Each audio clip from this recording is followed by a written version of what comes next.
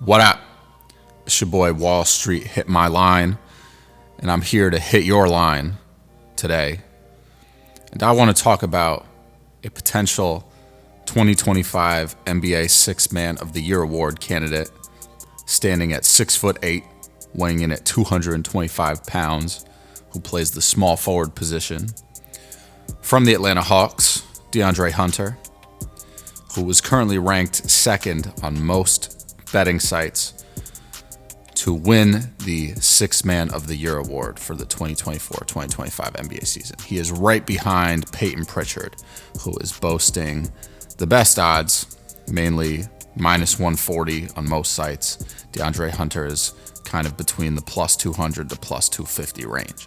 So I would like to say that DeAndre Hunter is having a better season production-wise than Peyton Pritchard. But obviously the Hawks and the Celtics are at very different positions in the standings in the Eastern Conference. So DeAndre Hunter has only started 2 games this season, and he's played 34 games, playing 28.4 minutes per game, which I will add is a career low.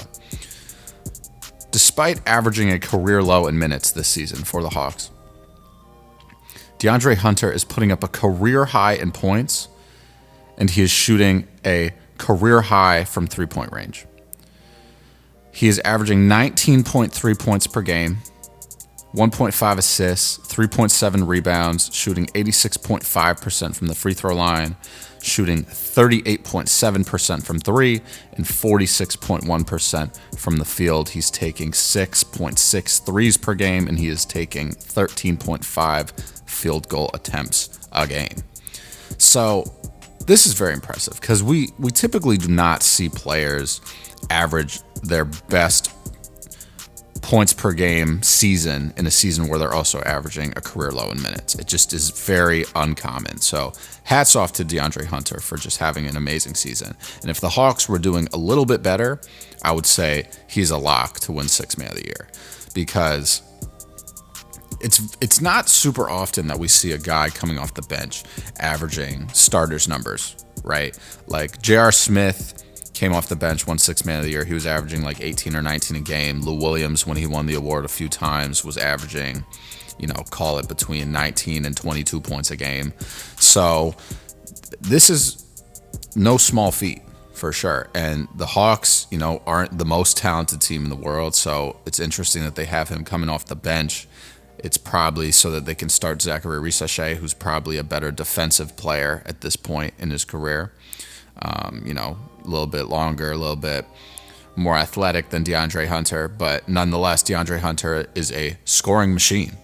And I think, honestly, I've been saying for a long time, I don't think I've really talked about DeAndre Hunter on this channel a lot, but I've always said for a long time, like, he's going to be good. He's just a solid NBA player. He's super, super talented, has a great jump shot, and just plays consistently, which is a very underrated skill in the NBA, to just be consistent. Was the 4th pick in the 2019 NBA draft, and has just been balling out ever since. And again, consistent. He averages, he's averaged double-digit points for his entire career. Typically, when you see a guy like that, especially picked in the top 4 of a draft, his career high is like 45 or 50 points. DeAndre Hunter's career high is 35 points, which just goes to show that he's not putting up crazy numbers a lot. He's just consistent in the numbers that he puts up. So as far as him competing with Peyton Pritchard to really get this award, right? Peyton Pritchard's putting up 13.8 points per game, 3.4 assists, and 3.6 rebounds per game. He's shooting 41.7% from three-point range, taking 7.6 threes per game, and shooting 46.6% from the field overall, taking about 10 shots per game. So, and Peyton Pritchard has not started a single game this season. He's played 49 games, all of which he's come off the bench, averaging 27.6 minutes per game. So, I don't know what's going to happen. I think the NBA typically likes to favor, teams or players that are on winning teams, I should say, when it comes to awards. So if the Hawks are like a play-in team, which it seems pretty likely that they're going to be, especially with Jalen Johnson going down, they might not even make the playoffs. So If they don't make the playoffs, I think DeAndre Hunter's probably not going to get the award, even though he probably deserves it based on his, individual statistics. But, the Celtics are sitting at the 2 spot in the Eastern Conference right now. They're 5.5 games back of the Cleveland Cavaliers, sitting at a 39-9 record at top of the East. Celtics they're just a better team. And I think Peyton Pritchard has been favored to win this award now for a little while. I think he was in the running last year, but did not get it.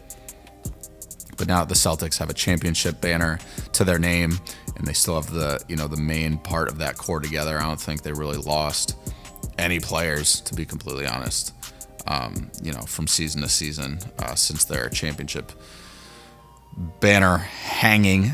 I guess they won the championship last year. They hung the banner this year. You know what I'm saying? I'm just, whatever. But obviously now, after you've won a championship, people start paying a little more attention. They start scrutinizing you a little bit more. Can they do it again? Whatever. So eyes are on the Celtics and Peyton Pritchard specifically for this award. But DeAndre Hunter, in my mind, I think deserves to win it just based on his production. I just think there's very few players that, average a career high in points when they're playing the least minutes of their career and they're coming off the bench. It's very, very, very impressive in my opinion, and I think it is something that people need to pay more attention to, which is why I wanted to make the video about today. So DeAndre Hunter's also under contract for the next couple of years. He's getting paid, between $21 and $24 million this season, next season, and the season after that. So he'll be a free agent in the 2027 off season.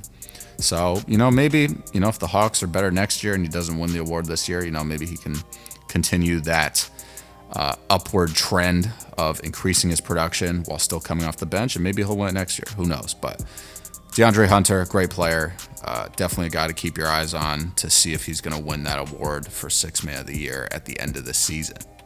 But I want to know your guys' thoughts, so please leave some comments down below. What do you think about DeAndre Hunter?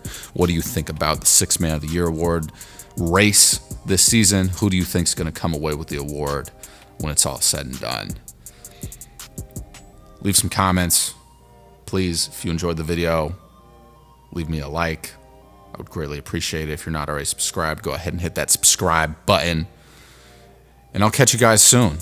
Stay safe, have some fun, enjoy your day, evening, morning, whenever you're listening. And most importantly, handle your business and stand on business. Peace out.